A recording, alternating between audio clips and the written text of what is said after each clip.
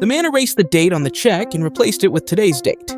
Then he carefully cut out the original owner's name and pasted it onto the check. Now he had a fake check. However, when he tried to cash it at the bank, the teller immediately realized it was a forgery.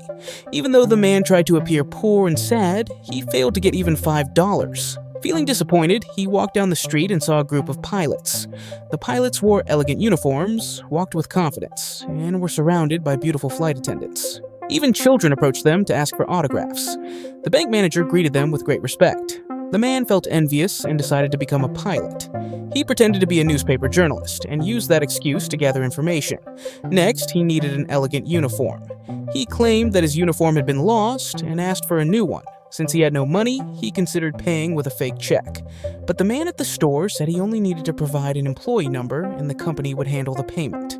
With the uniform in hand, the man became the center of attention.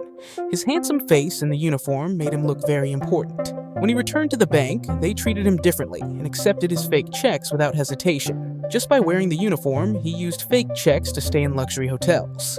Then he took toy airplanes, soaked them in water, carefully peeled off the airline logos, and stuck them on his fake checks. After that, he pressed them with a book.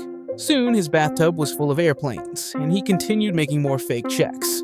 He began flying for free, even sitting in the cockpit as if he were an employee.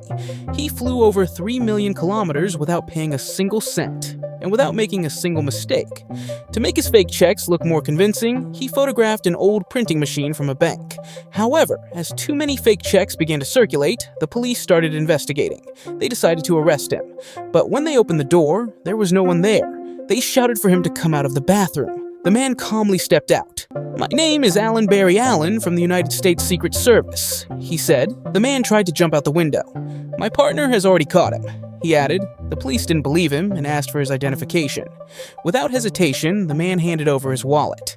Just as the officer was about to check it, the man invited him to the window and pointed outside, saying his partner was taking the criminal away.